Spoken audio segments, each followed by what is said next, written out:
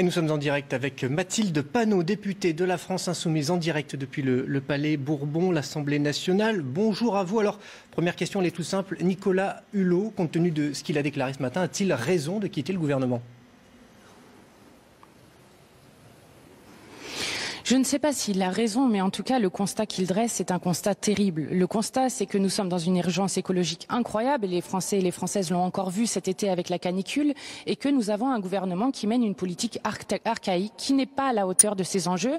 Et je pense que là où Nicolas Hulot a raison, c'est de faire le bilan de cette année et de dire nous ne sommes pas à la hauteur de ce qu'il faut attendre, et notamment nous sommes face à un gouvernement qui refuse de faire rupture avec le mode de production et de consommation qui est absolument nécessaire si on veut que l'espèce humaine puisse survivre.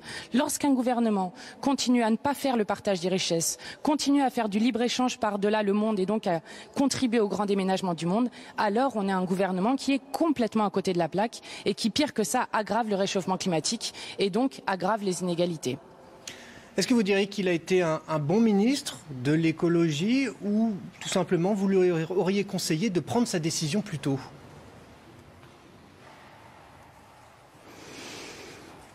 Ce qu'on a entendu ce matin de ce qu'a dit Nicolas Hulot, c'est concrètement ce que nous disons depuis plusieurs mois. Nous ne pouvons pas faire une transition écologique sans rompre avec le capitalisme. Et donc Nicolas Hulot a été quand même un ministre extrêmement solitaire, et à l'heure de l'urgence écologique, nous sommes obligés de faire que l'écologie réoriente toutes les politiques. Et c'est absolument le contraire qu'a fait ce gouvernement Emmanuel Macron. Donc c'est d'abord une sanction sur la politique qui est menée par Emmanuel Macron et son gouvernement, qui montre que leur écologie est une grosse fumisterie et que ce sont des gens irresponsables qui nous mettent aujourd'hui en danger.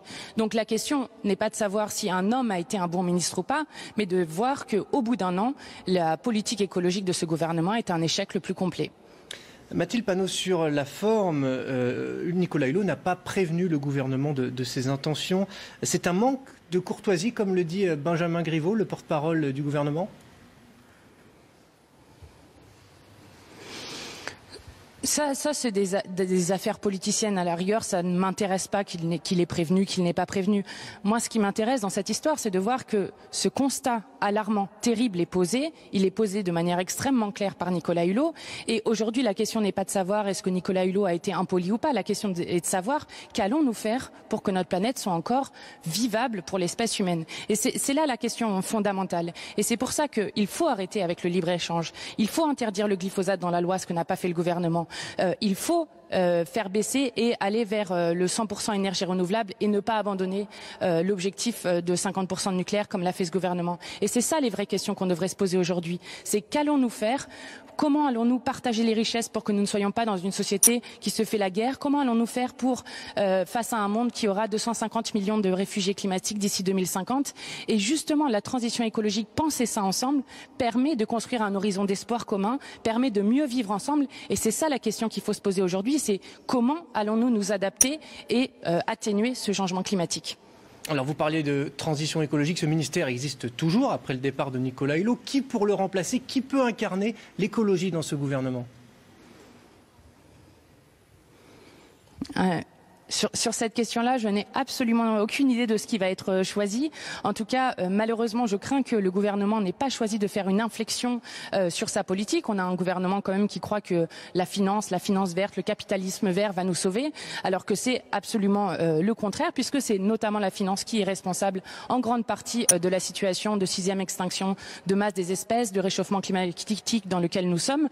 Et donc, c'est justement la rupture avec ces logiques-là qu'il faut faire. On voit que le drame à Gênes, par exemple, est lié au fait qu'on a gavé des actionnaires plutôt que de s'occuper des routes. Et du coup, on rentre. Si on ne met pas fin à cette société de la rapacité, alors on n'y arrivera jamais. Donc, plutôt que la personne de savoir qui sera au ministère de la Transition écologique et solidaire, il faut savoir est-ce que ça restera un ministère de la Transition écologique et solitaire ? C'est ça la vraie question. Est-ce que enfin ce gouvernement va prendre à bas-le-corps la question de l'écologie ? Merci beaucoup Mathilde Panot. Merci.